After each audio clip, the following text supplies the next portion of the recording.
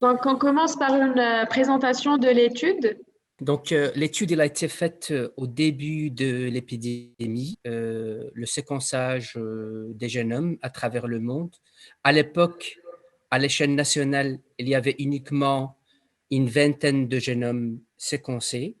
Donc, l'idée principale, c'est utiliser une nouvelle approche pour faire avec l'épidémiologie.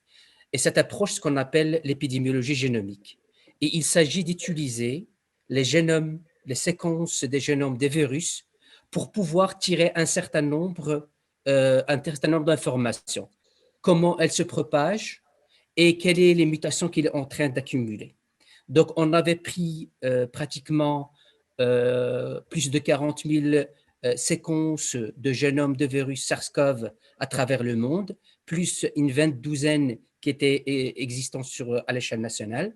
Donc, et on a fait cette étude épidémiologique, c'est-à-dire en utilisant la génomique et pour faire le travail que vous avez vu un petit peu. Voilà. Donc, c'est ça un petit peu l'idée venue de ça, c'est introduire pour la première fois cette approche de l'épidémiologie génomique. Je crois fortement à ce que l'utilisation de l'épidémiologie génomique, c'est-à-dire l'introduction de la génomique pour faire la surveillance épidémiologique, apportera beaucoup de bénéfices pour le pays. Et je pense que c'est une approche que maintenant, on était forcé à le faire au début de l'épidémie. Maintenant, les institutions scientifiques, les universités et tout ça, donc on peut prendre cette approche et l'appliquer sur d'autres épidémiologies qu'on a déjà, par exemple, comme je l'ai dit, la tuberculose, le VIH et tout ça, ou bien on peut se préparer pour l'épidémie qui va venir, parce que ce n'est pas la dernière épidémie, puisque on est en train d'envahir l'espace des autres animaux par l'expansion de l'urbanisme et tout ça, et par le développement industriel. Sûrement, il y aura d'autres épidémies. Donc, pour être préparé, il ne faut pas attendre, parce que tout le monde n'était pas préparé, parce qu'on n'était pas préparé à cette épidémie, parce qu'on disait que c'était par négligence, c'était par plein d'autres facteurs. Mais on sait maintenant que c'est quelque chose de très sérieux. Et puisque c'est une chose sérieuse, il faut se préparer beaucoup avant. Donc, il faut se préparer d'avance. Et pour préparer d'avance, on a maintenant les outils pour le faire. On a besoin d'une infrastructure solide en génomique, et en bioinformatique et en matériel de séquençage. On a besoin de former les gens qui peuvent combiner ces deux épidémiologies classiques et la génomique pour pouvoir utiliser cette approche pour d'autres maladies infectieuses en marque. Soit les maladies infectieuses qui touchent l'homme, soit qui touchent qui touchent les animaux, par exemple. On a plein de ces maladies et on peut les gérer d'une manière beaucoup plus efficace si on utilise cette approche. D'après ce que j'ai vu dans l'étude, vous avez effectué un peu d'historique ou d'histoire putative de la transmission du Covid depuis le début au Maroc. Alors, l'étude, d'ailleurs, c'est ça l'intérêt de l'étude, elle permet de nous donner des informations qu'on ne peut pas les savoir à travers une étude épidémiologique classique. Parmi les informations qu'on a eues à travers l'étude, d'abord, la première information, que le virus il circulait au Maroc beaucoup avant que le Maroc l'a déclaré officiellement. Le Maroc, je pense, si je me rappelle, il a déclaré officiellement le premier cas de Covid le 2 mars, si je ne me trompe pas, alors que la cryptique sur le sol marocain depuis plus ou moins le 15 janvier. Donc, c'est-à-dire, on ne savait pas qu'il circulait, mais quand on a fait l'étude épidémiologique, on s'est rendu compte que c'était le cas. Ça se base sur les mutations qu'il a accumulées durant cette période. Ça, c'est la première information. La deuxième information, c'est que contrairement à d'autres pays dans lesquels il y avait un seul variant ou bien deux variants qui circulent, le Maroc, sur le sol marocain, il y avait plusieurs variants qui circulent en même temps. Le Maroc est un pays d'immigration, donc il y a plein d'immigrés qui reviennent de leur pays, du pays d'exil, et ils ramènent avec eux différentes variants de Covid. Donc, on avait pratiquement 4 variants qui circulaient sur le sol marocain en même temps.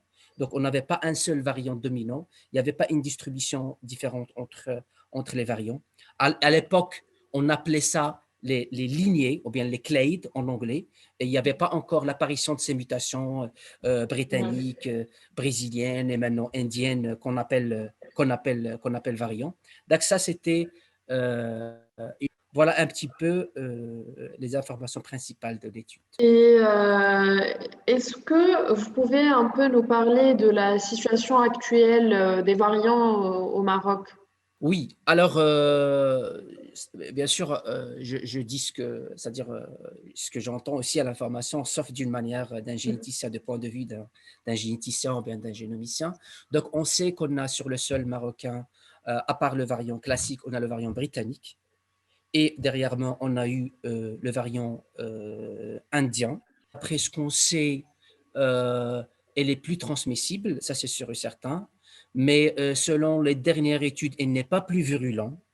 Donc la virulence n'a pas changé, c'est-à-dire les mutations qu'il a accumulées, il a accumulé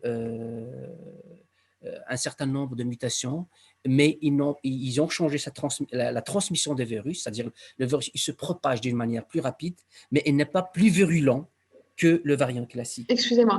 Est-ce que Oui, allez-y. ces mutations qui sont maintenant, qu'on connaît maintenant pour le variant indien, est-ce que vous les avez détectées dans d'autres variants peut-être que vous avez sur l'étude que vous avez faite? Les Oui, mutations, oui. effectivement. Alors, les mutations qui sont dans le variant indien sont des mutations qu'on connaît déjà. Ce sont des mutations qui existaient déjà dans le variant. Alors, principalement, ce variant indien contient deux mutations principales, c'est-à-dire, nous, on a la protéine spike, parce que c'est cette protéine que le virus utilise pour entrer dans les cellules humaines. Donc, au niveau, pour ce variant indien, il y a principalement deux grandes mutations. Et ces deux mutations, on les connaît déjà parce qu'il existait, une mutation elle existait dans le variant britannique, sud-africain, pardon, et une autre mutation dans le variant californien. OK? Et ces mutations, on les avait étudiées un petit peu plus ou moins. On sait que le variant californien, dans une étude américaine qui a été faite sur des populations américaines, il augmentait la propagation des virus par 20%. OK? Pour le variant sud-africain, il n'y a pas beaucoup d'études, mais on sait que, d'après les études qui ont été faites, je pense à l'université de Johannesburg, que cette mutation, ou bien ce variant sud-africain, il diminue l'efficacité des virus AstraZeneca. Donc voilà, la combinaison de ces deux variants, de ces deux mutations dans le génome indien, c'est ce qui a donné le variant. Donc, d'après les premières prévisions, très probablement, il se propage moins que le variant britannique. Rien n'est précis, mais selon les prévisions préliminaires, on ne pense pas que ça change la virulence. Parce que d'ailleurs, les études à grande échelle, ils ont montré que même le variant britannique ou bien sud-africain n'ont pas changé la virulence des virus. Qu'est-ce que ça change? C'est l'incidence. Quand tu as plus d'incidence, c'est-à-dire plus de propagation et plus de personnes qui sont atteintes, il y a plus de mortalité en pourcentage. Mais le pourcentage ne change pas, c'est-à-dire la virulence ne change pas. Donc, c'est très probable que même ce variant indien, il ne va pas changer la virulence, mais il sera probablement, ça va se propager un petit peu plus que les variants classiques, mais on estime que ça sera moins que le variant britannique. Pour revenir à l'étude, est-ce que vous, en tant que chercheur, vous effectuez les séquençages pour votre étude, par exemple? En tant que laboratoire, je n'ai pas fait les séquençages. Moi, alors comment ça se passe? Maintenant, il y a des bases de données internationales. Ils ont été faites, tous les chercheurs, elles déposent les séquences qu'ils ont faites et pour que les autres chercheurs ils peuvent en profiter. Pourquoi ça? Ça, c'est parce qu'on est dans une crise internationale. Donc, il faut que les efforts soient convergents pour que tout le monde travaille, pour que tout le monde apporte une solution au problème, à la crise, à cette épidémie-là. Donc, moi, j'ai repris les séquences qui existaient dans une base de données à accès libre, c'est-à-dire que tous les chercheurs qui veulent maintenant, elles peuvent aller là-bas. Il y a maintenant des milliers de séquences, milliers de structures protéiques, milliers de données incroyables, et que tout le monde peut en profiter pour faire avancer les choses. C'est ça un petit peu l'idée. Les séquençages, ils ont été faits, les 40 000 bien sûr, ils ont été faits à travers le monde. Les séquençages marocains, à l'époque, ils étaient faits, si je me rappelle, à travers le CNRS. Non, je ne me rappelle plus si c'était le CNRS, mais c'était sûrement le Pasteur, l'Institut Pasteur. C'était aussi la gendarmerie royale. Je pense, est-ce que la faculté de médecine était là aussi? Je pense, oui. Donc, c'est ça un petit peu les institutions qui avaient fait à l'époque le séquençage. D'accord. Donc, je lisais un peu ce que vous avez fait, les résultats que vous avez publiés pour l'étude. Et vous avez dit que donc les génomes du coronavirus comprenaient 9 virus qui appartiennent au clade 20A et 9 à la lignée 20B et 2 virus à la lignée 20C. Est-ce que vous pouvez nous expliquer un peu Au début, il n'y avait pas cette notion de variant parce que c'était le début de l'émergence des virus. Ok, il y avait les virus avaient accumulé un certain nombre de mutations et selon ces mutations, on regroupe les virus en clades. Ok, le clade, ce que vous avez 20B, 20C et tout ça. Ok, les virus qu'on avait reçus sur le sol marocain à l'époque, ils étaient distribués sur le clade A, B, C, je pense. Ok. Ce qu'on a sur le sol marocain, c'est pas un seul type de virus, un seul type, mais ce sont des virus qui sont venus de différentes régions du monde. Ils ont eu une histoire évolutive différente. Et nous, comme on est un pays qui reçoit nos immigrés qui reviennent, donc ils ont ramené avec eux différentes clades de virus. C'est ça un petit peu. L'idée, c'est pour refléter la variabilité génétique des virus qu'on a sur le sol marocain. peut-être que ça n'a pas créé de nouveaux variants marocains ou non? À ma connaissance, non, on n'a pas un nouveau variant marocain. Pour la simple raison, alors, je pense, pour la simple raison que pour avoir un nouveau variant, c'est une question de probabilité mathématique. Le virus, elle mute d'une manière aléatoire, ok? Et la plupart des mutations, elles font rien, c'est-à-dire elles changent pas, ou bien être plus ou moins virulents. Donc, ils sont neutres, ce qu'on appelle des mutations neutres. Il y a un petit pourcentage qui va affecter négativement le virus, c'est-à-dire les virus qui vont avoir ces mutations, ils vont disparaître tout simplement parce qu'ils vont perdre la capacité d'infecter ou bien de faire quelque chose. Okay? Mais il y a un tout petit pourcentage des mutations qui vont être bénéfiques pour le virus. Okay? Et c'est ça les mutations qui vont donner les nouveaux variants qu'on est en train de voir. Mais pour avoir ces mutations bénéfiques, il faut une grande probabilité. Et c'est quoi la probabilité dans ce cas?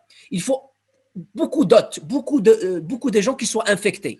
Parce que le virus, quand il infecte une personne, il se réplique. Quand il se réplique, il fait des erreurs. Il faut qu'il fait des erreurs ici, beaucoup d'erreurs pour que mathématiquement, on a une chance d'avoir des mutations bénéfiques pour le virus. Puisque sur le sol national, il n'y avait pas cette explosion d'infections comme en Inde ou bien comme en Grande-Bretagne ou bien comme ça, qui va donner la chance mathématique à avoir de nouvelles mutations qui vont donner de nouveaux variants. Donc, je pense que tout est possible, bien sûr, mathématiquement, mais ça reste très improbable. Merci beaucoup, monsieur Bouabi Bedawi. Merci beaucoup. Ça fut un Je vous en prie, plaisir. Imen. Merci. Merci Merci. à vous.